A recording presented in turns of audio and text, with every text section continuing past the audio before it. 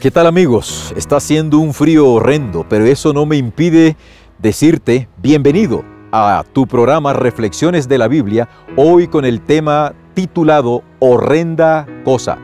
Vamos a estudiar la palabra de Dios.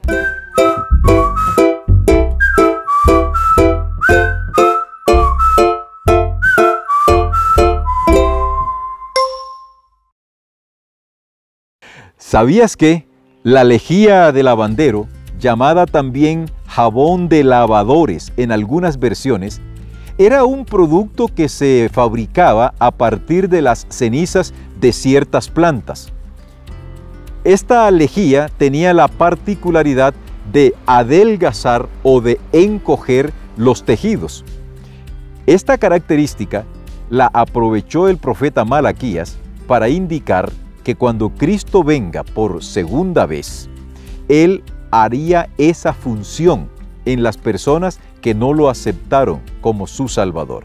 Así que, ¿sabías que la lejía es un símbolo o un tipo de la obra purificadora que Cristo realizará en su segunda venida? Este tema de hoy es de los más complicados que podemos decir existen en la lección de este trimestre. Horrenda cosa. ¿Por qué digo que es complicado? Porque es que estamos hablando de un Dios misericordioso. Apreciado oyente, es importante que no olvides que Dios es misericordioso, pero Él también es un Dios justo. Hoy escuchamos muchos sermones, escuchamos muchos predicadores que hacen hincapié, hacen demasiado énfasis en el amor de Dios. Eso es verdad. Dios es amor, es una descripción ontológica de Dios. Pero no te olvides que Dios también es fuego consumidor y que Dios es justo en gran manera. Este equilibrio debe siempre permanecer en la mente de nosotros. ¿Sabes por qué? Porque no debemos olvidar que Dios aborrece el pecado. Es verdad que ama al pecador, pero aborrece el pecado. Dios es un Dios infinitamente justo y llegará un momento en el que Él, como decía mi padre cuando iba a castigarme, hacía esto. Yo sabía que este movimiento en el brazo de mi padre significaba algo negativo para mí. Y en la Biblia se dice que cuando Dios haga su obra, su extraña obra, su operación, su extraña operación, es que Dios va a utilizar la justicia y ésta vendrá pura. Se vaciará completamente sin misericordia. Por eso el autor del libro de Hebreos, el apóstol Pablo, nos dice que es horrenda cosa caer en manos del Dios vivo. ¿A quién va dirigida esta amonestación? Sin lugar a dudas que la epístola de Pablo a los Hebreos es una epístola que tiene un sentido de urgencia a volver a los caminos de Dios. Los ecos de Deuteronomio en el libro de Hebreos es evidente. Pablo le está diciendo a su auditorio, por favor, arrepiéntanse, por favor, no dejen de hacer la voluntad de Dios. En 5 ocasiones él hace esta advertencia. En el libro de Deuteronomio se nos menciona que una persona que desobedecía la ley de Dios debía ser muerta. Pablo está diciéndole a su auditorio que hoy, estamos hablando de casi un poco más de 2000 años, hoy, en la época de Pablo, había más luz que la que tenían los israelitas del tiempo de Moisés.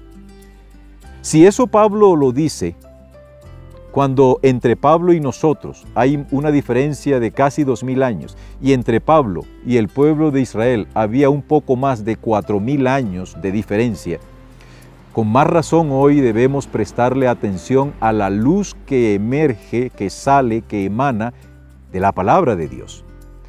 Hoy, queridos oyentes, tenemos más información, tenemos más contenido, tenemos más luz que las que tenían los miembros de la iglesia cristiana primitiva o los primeros israelitas.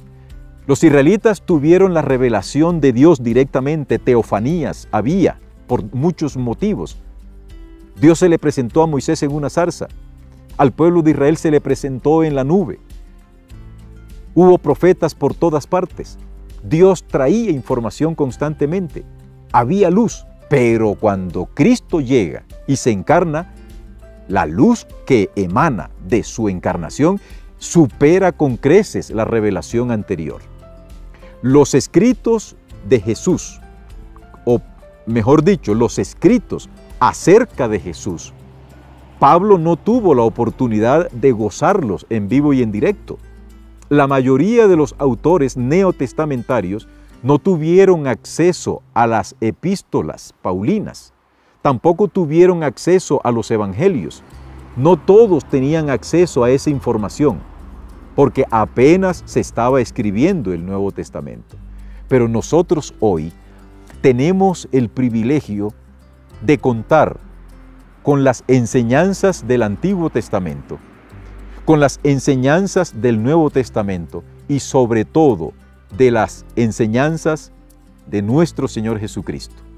Qué bueno, queridos, que nosotros tengamos muy presente que cuando Dios nos habla, debemos obedecer. Pablo está diciendo más o menos lo siguiente. Miren, si aquellos que tenían cierto grado de luz recibieron tremendos juicios, nosotros hoy que gozamos de la existencia de Cristo, aunque Pablo no lo vio presencialmente, Pablo sí escuchó las enseñanzas de Jesús traídas por la oralidad de quienes tuvieron la oportunidad de estar en presencia del mismo Señor Jesucristo, como es el caso de Pedro, como es el caso de los apóstoles que llegaron después a ponerse en contacto con Pablo luego de la conversión de éste. Pablo está diciéndole a ese auditorio de su época, nosotros hoy somos más culpables de juicio que aquellos, porque aquellos tenían menos luz que hoy nosotros tenemos. Y mis apreciados amigos, hoy nosotros tenemos el privilegio de tener los dos testamentos. Pablo no tuvo esa oportunidad, Pedro tampoco la tuvo. ¿Con cuánta mayor razón debemos darle importancia a las palabras de Dios? Porque en última instancia, Pablo dice, cuando no hay más nada que hacer, cuando tú has despreciado el llamado de Dios, cuando has puesto de lado lo que Dios espera de ti, lo único que nos queda es una horrenda expectación de fuego y hervor que consumirá y no perdonará a nadie. Hoy es el tiempo de la salvación. Hoy es el día de entregar tu vida al Señor antes que sea demasiado tarde. Permite pues a Dios que obre en ti el querer y el hacer por su buena voluntad y hoy sea un día de victoria para la honra y la gloria de nuestro Dios. Que Dios te bendiga.